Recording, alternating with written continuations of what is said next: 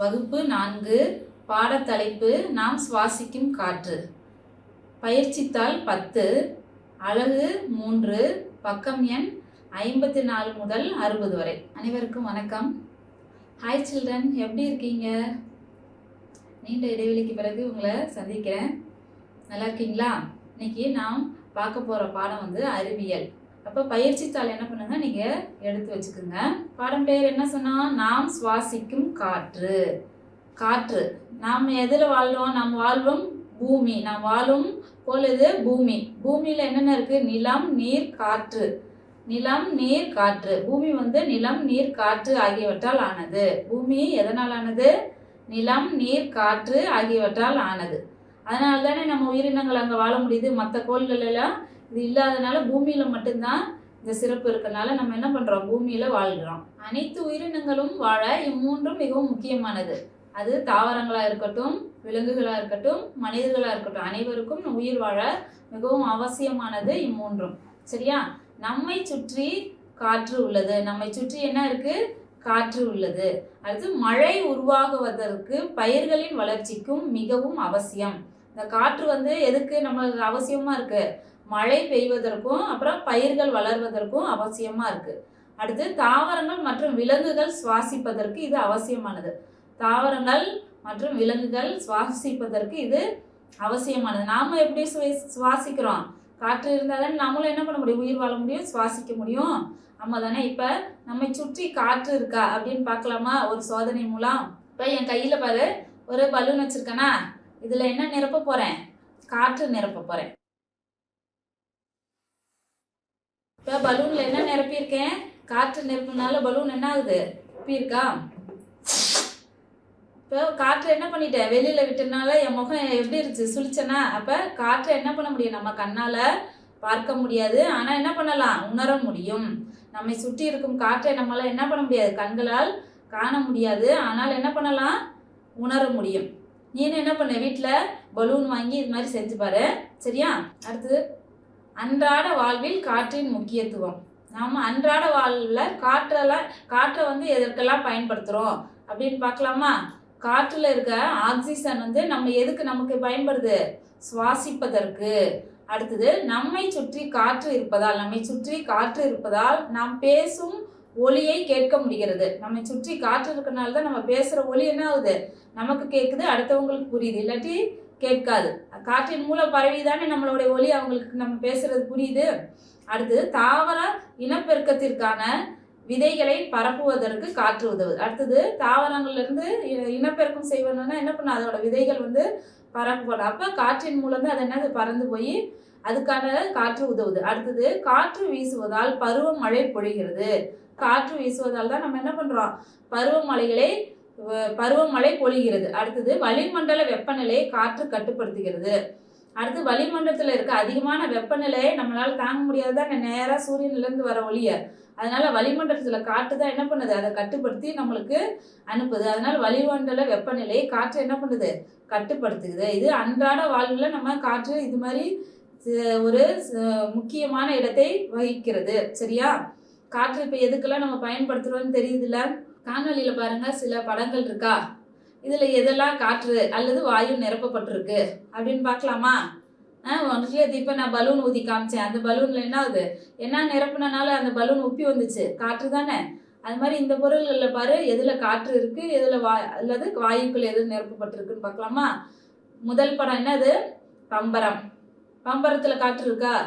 இல்லை, அது மரக்கட்டையால் ஆனது. அடுத்தது கோழிக்குண்டு. நான் விளையாடுறீங்களா கோழிக்குண்டு, அதுலேயும் என்ன இல்லை? காற்று இல்லை. அடுத்தது இரும்பு கம்பி, அதுலேயும் காற்று இருக்கா? இல்லை. அடுத்தது நாம் சிலிண்டர் பயன்படுத்துகிறோமோ அதில் என்ன இருக்குது? வாயு இருக்குது. அப்போ அது காற்று. அடுத்தது பலூன், பல வண்ணங்களில் இருக்கா? அந்த பலூனில் என்ன நிரப்பப்பட்டிருக்கு? காற்று நிரப்பப்பட்டிருக்கு. அடுத்தது என்னது? பேராஷூட்டில் காற்று நிரப்பினால்தான் அது என்ன பண்ணுது? ஆகாயத்தில் என்னது? பறக்குதான். சரி, இப்போ இதில் எதுலெல்லாம் நம்ம காற்று நிரப்பப்பட்டிருக்கு அப்படின்னு பார்த்துட்டோமா? அடுத்து போலாமா? காற்று ஒரு கலவை. என்னது? காற்று ஒரு கலவை. நாம் சுவாசிக்கும் காற்று பல வாயுக்களின் கலவையாக உள்ளது. நாம் சுவாசிப்பது காற்று. அந்த காற்று காற்றுனா ஒண்ணுதான் அப்படின்னு நினைச்சிருச்சுப்பேல. ஆனா அதுல என்ன இருக்கு, நிறைய வாயுக்கள் இருக்கு. அதனால அதை என்னன்னு சொல்றோம், கலவைன்னு சொல்றோம். சரியா, நிறைய பொருட்களை அதுல கலந்துருக்கனாலதான் அது ஒரு கலவைன்னு சொல்றோம். ஆமா தானே, காற்றுலயும் நிறைய வாயுக்கள் கலக்கப்பட்டிருக்கு, அதனால காற்று ஒரு கலவை. இது என்னென்ன வாயுக்கள் நிரப்பப்பட்டிருக்குன்னு பார்க்கலாமா? காற்றில் ஆக்சிஜன், நைட்ரஜன் போன்ற வாயுக்களும் நீராவியும் உள்ளன. காற்றுல என்னென்ன இருக்கு, ஆக்சிஜன், நைட்ரஜன் போன்ற வாயுக்களும் நீராவியும் உள்ளன. சரியா, காற்றுல இது போன்ற வாயுக்கள் கலந்தனால தான் இது கலவைன்னு சொல்றோம். சரியா, அது இல்லாம இந்த வாயுக்களை தவிர அதில் தூசியும் புகையும் கலந்துள்ளன. அதுல என்ன கலந்துருக்கு, வாயுக்கள், இந்த நைட்ரஜன், ஆக்சிஜன் வாயுக்களை தவிர தூசியும் புகையும் கலந்துள்ளது. சில நேரத்தில் நம்ம வீட்டில் பார்த்தீங்கன்னா ஜன்னல்ல சூரிய ஒளி உள்ள வரும்போது அந்த காற்று வழியா துகள் துகளா தெரியும், பார்த்துருக்கியா? தூசி, அதுதான் என்னது, தூசியும் புகையும் காற்றுல இருக்குன்னு நீ அந்த இடத்துல பார்க்கலாம். சரி, அடுத்து காற்று அதில் இருக்கும் அனைத்து வாயுக்களின் பண்புகளையும் காட்டுகிறது. காற்று வந்து அதுல இருக்க அனைத்து வாயுக்களின் பண்புகளையும் காட்டுகிறது. இப்படிதான் காற்று ஒரு கலவைன்னு சொல்றோம். சரியா, அடுத்த படத்துல ஒரு அம்மா என்ன பண்றாங்க, அடுப்பு எரிச்சிட்டு இருக்காங்களா, விறகு எரிச்சு என்ன பண்றாங்க, சமையல் பண்றாங்க. இப்ப இங்க காற்று இருக்கனாலதான் என்ன ஆகுது, அந்த நெருப்பு எரியுது. அது நெருப்பு எரிப்பதற்கு என்ன வேணும்னா ஆக்சிஜன் தேவை. ஆக்சிஜன் இருந்தாதான் என்ன பண்ண முடியும், அந்த இடத்துல நெருப்பு எரியும். அதுக்கு ஒரு சோதனை இருக்கு, செஞ்சு காமிக்கிறேன். நம்மை சுற்றி காற்று நிரம்பி இருக்கு. காற்று ஒரு கலவை அப்படின்னு பார்த்தோமா. காற்று வந்து காற்றில் உள்ள ஆக்சிஜன் எரிதலுக்கு துணை புரியுதுன்னு பார்த்தோமா. இப்ப நம்ம அதற்கான துணை புரியுதா இல்லையா அப்படின்னு ஒரு சோதனை செஞ்சு பார்க்கலாமா. அந்த சோதனைக்கு தேவையான பொருள் என்னென்னு பார்க்கலாம். மெழுகுவர்த்தி, அது கண்ணாடி குவளை, தீப்பெட்டி, இது மூன்றும் தேவையான பொருள். சரியா, இப்ப மெழுகுவர்த்தியை பற்ற வச்சுக்கலாமா. இப்போ மெழுகுவர்த்தி பற்ற வச்சாச்சு. மெழுகுவர்த்தி எரியுதா. இப்போ நம்மை சுற்றி என்ன இருக்குன்னு சொன்னேன், காற்று இருக்கு. அதே போல தான் என்ன பண்ணுது, இந்த மெழுகுவர்த்தியை சுற்றி என்ன இருக்கும், காற்று இருக்குமா, இருக்குதா. அதனாலதான் என்ன ஆகுது, இந்த மெழுகுவர்த்தி எரியுது. இப்ப காற்று இல்லைன்னா அந்த மெழுகுவர்த்தி எரியுமா இல்ல அணைஞ்சிருமா அப்படின்னு பார்க்கலாமா. பாருங்க, இப்ப இந்த கண்ணாடி குவளை என்ன பண்றேன், மெழுகுவர்த்திய மேல நான் உயரத்துல இருந்து கீழே இறக்குறேன். ஃபுல்லா இறங்கினோன்னா என்ன ஆகுது, மெழுகுவர்த்தி என்ன ஆகுது, ஏன் அணைஞ்சுன்னு பார்க்கலாம்.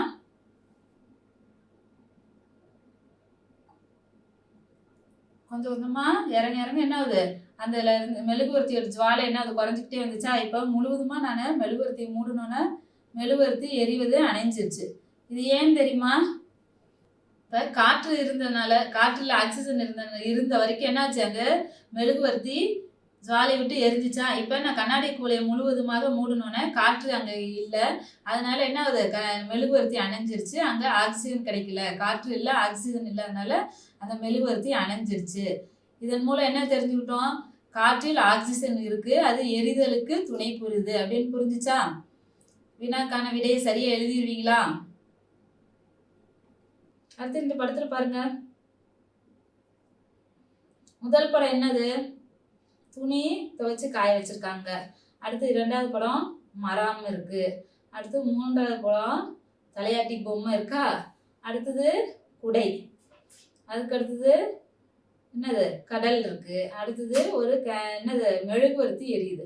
இதுல எதுல நீராவி இருக்கு அப்படின்னு கேக்குறாங்க. நீராவி அப்படின்னா என்ன, எதுல ஈரப்பதம் இருக்கும் அங்கேதான் நீராவி இருக்கும். இப்ப எதுல, முதல் படம் என்னது, ஈரத்துணி காய்தான், அதுல இருந்து காற்றின் மூலம் நீராவி ஆவியாகுது.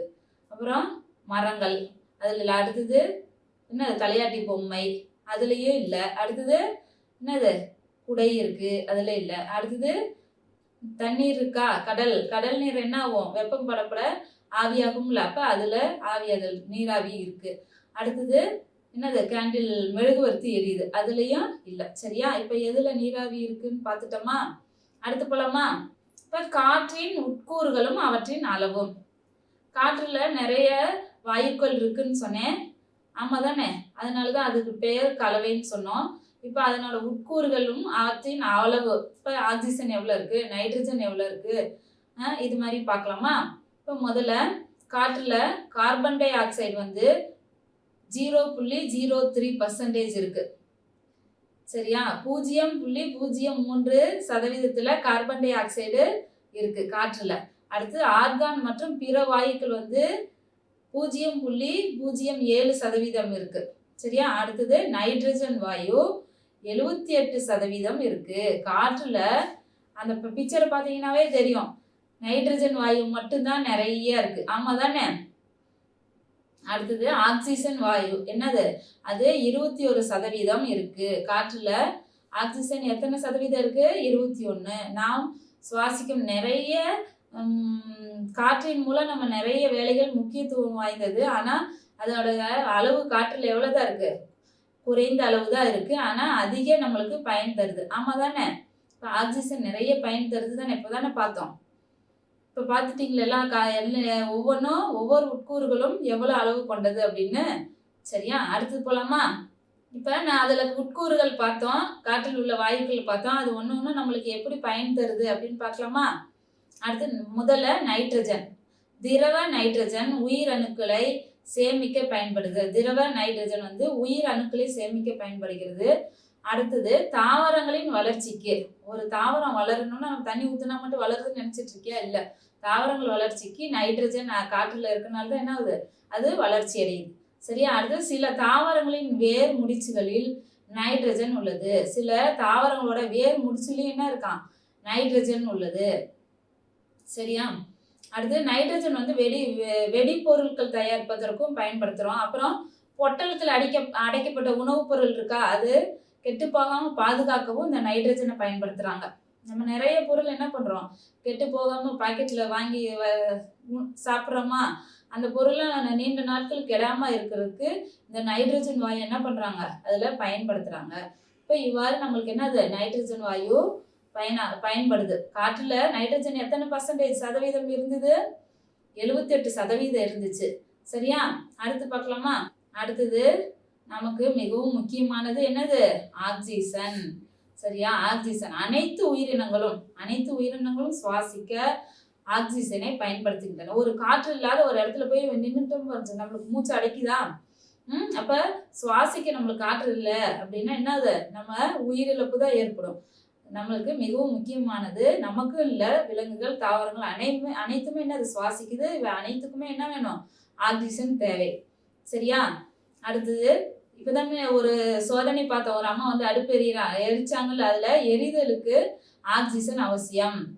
சரியா? அது ஒரு சோதனை பார்த்தோம்ல, மெழுகுவர்த்தி எரிய வச்சு அதை பாட்டிலில் மூடினோம்னா என்ன ஆகுது, காற்று இருக்கிற வரைக்கும் அந்த மெழுகுவர்த்தி எரியுது. அப்புறம் என்ன ஆயிடுது, காற்று இல்லாமல் ஃபுல்லாக முழுவதும் மூடணும்னு என்ன ஆகுது, அந்த மெழுகுவர்த்தி எரியுது, அணைஞ்சிருதுல. அப்போ அந்த இடத்துல ஆக்சிஜன் இல்லாதனால அது எரிய முடியாமல் என்ன ஆகுது, அந்த தீ வந்து அணைஞ்சிருது.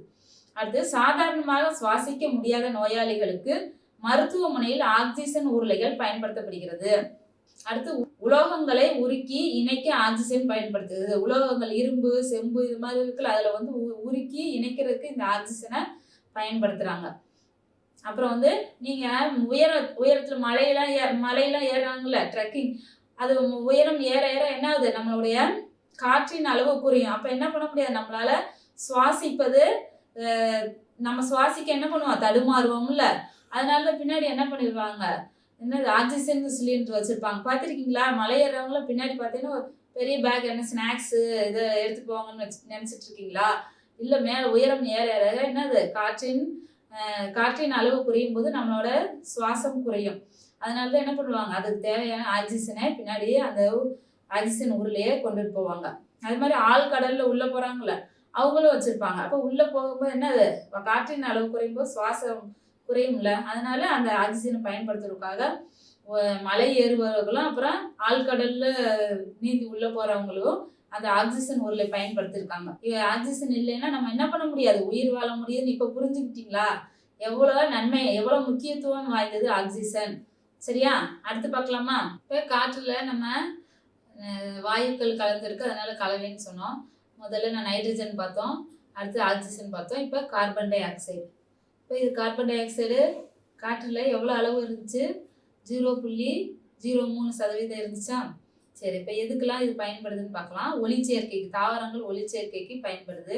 அடுத்து தீய அணைப்பான்களில் பயன்படுகிறது. தீய அணைப்பான் கருவி நம்ம பள்ளிக்கூடத்துல இருக்குல்ல, அது தீ அணைக்கிறது அந்த கருவியில் இந்த கார்பன் டை ஆக்சைடு பயன்படுத்துகிறாங்க. அடுத்து குளிர்சாதன பெட்டியில் உலர் பனிக்கட்டியாக பயன்படுகிறது. குளிர்சாதன பெட்டியில் உலர் பனிக்கட்டியாக இருக்கிறதுக்கு இந்த கார்பன் டை ஆக்சைடு பயன்படுது. அடுத்து நெகிழி மற்றும் பல படிமம் தயாரிக்க பயன்படுது. இந்த கார்பன் டை ஆக்சைடை அடுத்து எங்கே பயன்படுத்துகிறாங்க? நெகிழி மற்றும் பல படிமம் தயாரிக்க பயன்படுது. அடுத்து தாவரங்கள் என்ன பண்ணுது? கார்பன் டை ஆக்சைடை எடுத்துக்கிட்டு தான் என்ன பண்ணுது? நம்மளுக்கு ஆக்சிஜனை கொடுக்குது. சரியா? தாவரங்கள் என்ன பண்ணுது? கார்பன் டை ஆக்சைடு எடுத்துக்கிட்டு ஆக்சிஜனை வெளியிடுது. ஆமாம் தானே? இப்போ கார்பன் டை ஆக்சைடு நம்மளுக்கு காற்றில் 3% தான் இருந்தாலும் இவ்வளோ பயன்களை நம்மளுக்கு தருது தானே. பூமியை சூழ்ந்துள்ள காற்றின் அடுக்கு. பூமியை சூழ்ந்துள்ள காற்றின் அடுக்கு. நம்ம பூமியை சுற்றி என்ன இருக்குன்னு சொன்னால் காற்று தான் இருக்கு. அந்த காற்றின் அடுக்கு, காற்று வந்து அடுக்கடுக்கா இருக்கு. அந்த காற்றின் அடுக்குக்கு ஒரு பெயர் இருக்கு. அது என்ன தெரியுமா? வளிமண்டலம். அந்த காற்றின் அடுக்கு என்ன பெயர் இருக்கு? வளிமண்டலம். நம்ம சுத்தி என்ன இருக்குன்னு சொன்னேன்? காற்று இருக்கு. அதே மாதிரி நம்ம பூமியில தானே வாழ்றோம். அப்போ பூமியை சூழ்ந்துள்ளது என்னது? பூமியை சூழ்ந்துள்ளது காற்றின் அடுக்கு. காற்றின் அடுக்குகள் இருக்கு. அந்த அடுக்குகளுக்கு ஒரு பெயர் இருக்கு. அந்த பெயர் என்னது? வளிமண்டலம். பூமியை சூழ்ந்துள்ள காற்றின் அடுக்குக்கு பெயர் என்ன? வளிமண்டலம். சரியா? அடுத்து நிலக்காற்று. என்னது? கடற்காற்று, நிலக்காற்றுலாம் இருக்கு. அதுல நாம் நிலத்துல தானே வாழ்றோம். அப்ப நிலக்காற்று எப்படி வருது அப்படின்னு பார்க்கலாம். இரவு நேரத்தில் நிலத்திலிருந்து கடலை நோக்கி வீசும் காற்று. இரவு நேரத்துல நிலத்திலிருந்து கடலை நோக்கி வீசும் காற்று வந்து நிலக்காற்று எனப்படும். இரவு நேரத்துல நம்ம நிலத்துல இருந்து போற காற்று எப்படியும் குளிர்ச்சியா இருக்கும். அப்ப கடலை நோக்கி போறது அது குளிர்ச்சியா இருக்க காற்று. அது நிலத்துல இருந்து போறதுனால அது நிலக்காற்றுன்னு சொல்றோம். இதுவே கடல் காற்று, கடல்ல இருந்து நிலத்தை நோக்கி வரும். அது பகல்ல தான் வரும். அது என்னது? கடற்காற்று. நிலக்காற்று, கடல் காற்று. அப்ப நிலக்காற்று அப்படின்னா என்னன்னு சொல்லுவீங்க? இரவு நேரத்துல என்ன? இரவு நேரத்துல நிலத்திலிருந்து கடலை நோக்கி வீசும் காற்றை தான் நம்ம என்ன பண்றோம்? நிலக்காற்றுன்னு சொல்றோம். அடுத்து ஆவியாதல். அடுத்து என்னது? ஆவியாதல். நீரானது வெப்பத்தினால் நீராவியாக மாறுவது ஆவியாதல். நீரானது வெப்பத்தினால் நீராவியாக மாறுவதுதான் ஆவியாதல். நீர் இப்ப நம்ம அடுப்புல வச்சு கொதிக்க வைக்கிறோம்னு வச்சுக்க. ஒரு 100 டிகிரி செல்சியஸ்க்கு அப்புறம் அது என்ன ஆகும்?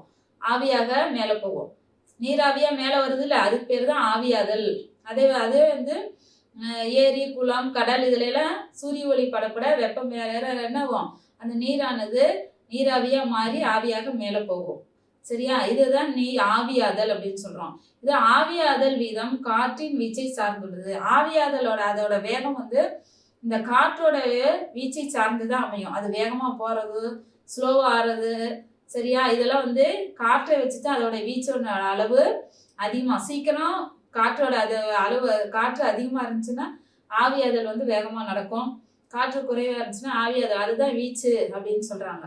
சரியா? ஆவியாதல் விதம் காற்றின் வீச்சை சார்ந்துள்ளது.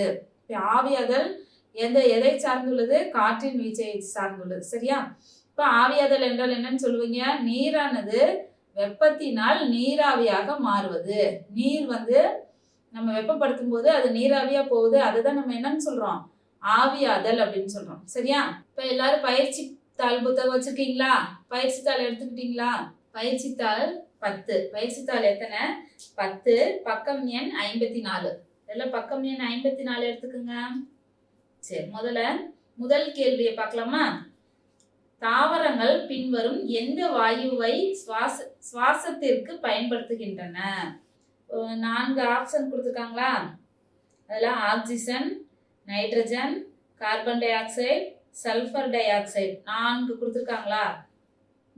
காற்றுல நம்ம 4 வகையான வாயுக்கள் கலந்துருக்கு. அதனால தான் அது கலவைன்னு சொல்றோம். அது வாயுக்கள் மட்டும் இல்லாம அது வாயுக்கள் எப்படி இருக்குன்னா திடம் மற்றும் திரவ துகள்கள் காற்றில் கலந்துள்ளது. காற்றுல என்ன இருக்கு? வாயுக்கள் வந்து திடமாவும் இருக்கு, திரவ நிலையிலும் இருக்கு. நைட்ரஜன் ஒரு இடத்துல சொன்னல, திரவ நிலை நைட்ரஜன் பயன்படுத்துறாங்க அப்படின்னு. அப்ப காற்றுல இருக்க வாயுக்கள் வந்து திட நிலையிலும் இருக்கு, திரவ நிலையிலும் இருக்கு. திடம் மற்றும் திரவ துகள்களும் காற்றில் உள்ளது. காற்றுல எப்படி இருக்கு வாயுக்கள்? திடநிலை மற்றும் திரவ நிலையில காற்றுல வாயுக்கள் இருக்கு. இப்ப இது தாவரங்கள் சுவாசிப்பதற்கு என்ன தேவை? நாம் சுவாசிப்பதற்கு என்ன வேணும்னு சொன்னேன்? ஆக்சிஜன் வேணும்னு சொன்னா, அதே போல தாவரங்கள் சுவாசிப்பதற்கு தாவரங்கள் ஆக்சிஜனை வெளியிடுது. அப்ப எதை உட்கொள்ளுது? யோசிச்சு பாருங்க. யோசிச்சு விடையை கண்டுபிடிங்க. அடுத்து இரண்டாவது நாம் சுவாசிக்கும் காற்றில் உள்ள துகள்கள். அடுத்தது நாம் சுவாசிக்கும் காற்று, அதுல வந்து நிறைய வாயுக்கள் இருக்கு. அதுல துகள்கள், புகை, தூசி இதெல்லாம் இருக்குன்னு சொன்னா, உதாரணத்துக்கு கூட நம்ம ஜன்னல்ல இருந்து சூரிய ஒளி வரும், அதுல வர காற்று பார்த்தீங்கன்னா தூசு அதுல தெரியும். பார்த்திருக்கியா? துகள்கள்லாம் இருக்கும். வாயுக்கள்ல என்னது, காற்றுல என்னது, வாயுக்கள் எப்படி இருக்கு? திட நிலையில இருக்கு, திரவ நிலையில் இருக்கு. இப்ப இந்த கொஸ்டினுக்கு ஆன்சர் என்ன? நாம் சுவாசிக்கும் காற்றில் உள்ள துகள்கள். கீழே பாரு 4 விடைகள் இருக்கு. ஒன்று திட துகள்கள். முதல்ல என்ன இருக்கு? திட துகள்கள். இரண்டாவது திரவ துகள்கள். மூன்றாவது திட மற்றும் திரவ துகள்கள். நான்காவது மேற்கண்டவற்றில் எதுவும் இல்லை. யோசிச்சு பாரு. மிஸ் என்ன சொன்னாங்க அப்படின்னு பாடப்பொருளை ஒரு தடவை யோசிச்சு பாரு, திரும்ப நீ படிச்சு பாரு. அதுக்கப்புறம் சரியான விடையை தேர்ந்தெடுத்து எழுதுங்க. மூன்றாவது கேள்வி, பின்வரும் எந்த இசைக்கருவி காற்றை கொண்டு இசைக்கப்படும் இசைக்கருவி? பின்வரும் எந்த இசைக்கருவி காற்றை கொண்டு இசைக்கப்படும் கருவி? இப்ப முதல் படம் என்ன இருக்கு? மேளம். மேளம்ல என்னது? அதுல வந்து தோல் கருவி, அது காற்றின் மூலம் இசைக்கல. அடுத்தது நாதஸ்வரம். நம்ம என்ன பண்ணுவோம்? நாதஸ்வர கல்யாணம் இது மாதிரி விழாக்கள் எல்லாம் இருக்கு, பார்த்துருக்கியா? என்னது, வாயில வச்சுதான் ஊதுறாங்க. அப்ப அதுல என்ன பண்ணுவோம்? நம்ம காற்றைதான் உள்ள செலுத்து, காற்றின் மூலம் அது இயங்குது. அடுத்து கிட்டார். இதுவெல்லாம் வந்து நரம்பு கருவி. அது என்னது? நரம்பின் முன்ன அதுல நரம்பு இருக்கும், அதை தான் நம்ம மீட்டணும், அதுல இருந்து தான் அதோட இசை வருது. அடுத்து வீணை. வீணையும் இதுவும் அதே சேர்ந்ததுதான், நரம்பு கருவி. அப்ப இது 4ம் எதால் ஆனப்பட்ட கருவி, எதனால் இயங்குதுன்னு சொன்னா, அப்ப இது இதை பின்வரும் எந்த இசைக்கருவி காற்றை கொண்டு, அப்ப காற்றின் மூலம், காற்றை எதுல உள்ள செலுத்தி அது இசை உண்டாக்குது அப்படின்னு யோசனை பண்ணிப்பாரு. சரியான விடையை எடுத்து எழுது. அடுத்தது 4வது கேள்வி, ரகு கருப்பு விதைகளுடன் கூடிய பருத்தி பஞ்சு காற்றில் பறப்பதை பார்க்கிறான். ரகு அப்படின்னு ஒரு மாணவன் கருப்பு விதைகளுடன், கருப்பு நிறத்துல இருக்க விதைகளுடன் கூடிய பருத்தி பஞ்சு பார்த்திருக்கியா? அதோட விதை கருப்பு நிறத்துல இருக்கும். அந்த பருத்தி பஞ்சு காற்றில் பறப்பதை பார்க்கிறான். என்ன பண்றான்? காற்றுல பறப்பதை பார்க்கிறான். இவ்வாறு காற்று வழியாக விதைகள் பரவுவது டேஸ் என்று அழைக்கப்படுகிறது. அவன் பார்க்கறான், ஆனா அது காற்றில் என்னது, அந்த விதைகள் பறந்து போகுது. அதுக்கு பெயர் என்ன அப்படின்னு அவனுக்கு தெரியல. காற்றின் மூலம் விதைகள் பரவுது, அதுக்கு என்ன விடை அப்படின்னு கீழே 4 விடைகள் கொடுத்துருக்காங்க. அது என்னன்னு பார்க்கலாமா?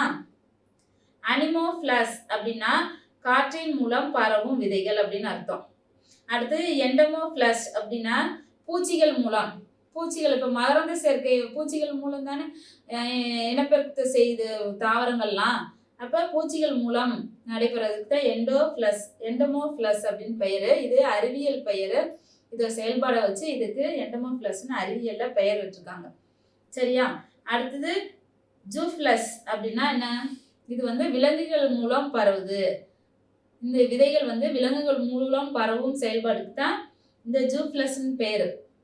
சரியா? விலங்குகள் மூலம் இப்போ நாய் உருவில என்ன போயிரு, விலங்குகளை இப்போ மாடெல்லாம் மேயும் போது என்ன ஆகுது? அது மேலே ஒட்டிக்குது. அப்போ அது வந்து வேற இடத்துக்கு போகும்போது அந்த விதை கீழே விழுது, முளைக்குதான். அப்போ அது விலங்குகள் மூலம் பரவும் முறைக்கு தான் இந்த ஜூஃபிளஸ்ன்னு பேரு. எதுவுமே இல்லை, எதன் மூலமும் அது பரவலை அப்படின்னு ஒரு ஆப்ஷன் கொடுத்துருக்காங்க. இப்போ 4ல் இப்போ எதன் மூலம் இந்த பருத்தி பஞ்சு வந்து காற்றில் பரவுது? இந்த விதை பருத்தி பஞ்சு விதை வந்து காற்றின் மூலம் பரவுதா? அடுத்து பூச்சிகள் மூலம் பரவுதா? விலங்குகள் மூலம் பரவுதா? இல்ல மிஸ், இது எதன் மூலம் பரவல அப்படின்னு நினைக்கிறியா அப்படின்னு யோசிச்சு பாரு. பாடப்பொருளை மறுபடியும் யோசிச்சு பார்த்தீங்கன்னா தான் இதுக்கான விடை கண்டுபிடிக்க முடியும். சரியா? அடுத்து 5வது கேள்வி, மரக்கட்டை எரியும் போது வீசும் காற்றால் எரியும் வேகம் அதிகரிக்கிறது. அது தொடர்ந்து எரிய காரணமான வாயு டேஸ் ஆகும். இப்போ ஒரு நெருப்பு எரியுதுன்னு வச்சுக்க, காற்று அடிக்கும் போது அதன் மேல காற்று போடும்போது நெருப்பு என்ன அணைஞ்சு போயிருமா, இல்ல வேகமா ஜுவாலையிட்டு எருமா? காற்றின் வேகம் அதிகரிக்கும் போது அந்த நெருப்பு என்ன கொஞ்சம் ஜுவாலை விட்டு தான் என்ன பண்ணும், எரியும். ஒரு இடத்துல தீ பிடிச்சிருச்சு அப்படின்னா, ஒரு குடிசையில பிடிக்குது அப்படின்னா காற்று அடிச்சுன்னா என்ன பண்ணும், அடுத்தடுத்து என்ன பக்கத்துல இருக்க எல்லாமே என்ன பண்ணும், பிடிச்சிக்குது இல்லை? அப்ப காற்றின் வேகம் அதிகரிக்கும் போது அது என்ன ஆகும்? எரியும் வேகமும் அதிகரிக்கும். இப்ப அது தொடர்ந்து எரிய காரணமான வாயு என்னவா இருக்கும்? கீழே 4 விடைகள் கொடுத்துருக்காங்க. என்னன்னு பார்க்கலாமா? 1 oxygen, 2 carbon di oxide, 3 nitrogen, 4 sulphur di oxide. நெருப்பு எரிவதற்கு அதன் வேகம் அதிகரிப்பதற்கும் என்ன தேவை அப்படிங்கிறது நீ யோசிச்சு இது 4 விடைகளில் ஏதோ ஒன்று சரியான விடையை எடுத்து எழுது. அடுத்தது கோடிட்ட இடங்களை நிரப்பு. நமது பூமியை சூழ்ந்துள்ள காற்றின் அடுக்கு டேஸ் என்று அழைக்கப்படுகிறது. சொன்னல பாடப்பொருள் திரும்ப ஒரு தடவை யோசிப்பாரு, சரியான விடை உனக்கு தெரியும். அடுத்தது இரவு நேரத்தில் நிலத்திலிருந்து கடலை நோக்கி வீசும் காற்றை டேஸ் என்று அழைக்கிறோம். இரவு நேரத்துல நிலத்திலிருந்து கடலை நோக்கி வீசும் காற்று எப்படி இருக்கும்? குளிர்ச்சியா இருக்கும்ல. அந்த காற்றுக்கு ஒரு பேர் சொன்ன ஞாபகப்படுத்திப்பாரு. 2 காற்றுகள் பெயர் சொன்னேன், கடற்காற்று, நிலக்காற்று. இது எந்த வகை காற்று அப்படின்னு யோசிச்சுப்பாரு. இரவு நேரத்துல நிலத்திலிருந்து கடலை நோக்கி வீசும் காற்று என்ன காற்றுன்னு யோசி. சரியான விடைய அந்த டேஷ்ல எடுத்து எழுது. அடுத்து ஆவியாதல் வீதம் டேஷ் வீச்சை சார்ந்துள்ளது. ஆவியாதல் என்றால் என்னன்னு சொன்னா, நம்ம தண்ணியை என்ன பண்ணுவோம், கொதிக்க வைக்கும் போது அது என்ன ஆகுது, ஒரு 100 டிகிரி செல்சியஸ்க்கு அப்புறம் போனோன்னா என்ன ஆகுது, நீராவியாக மேலே போய் ஆவியாதல் நடைபெறுதுன்னு சொன்னா.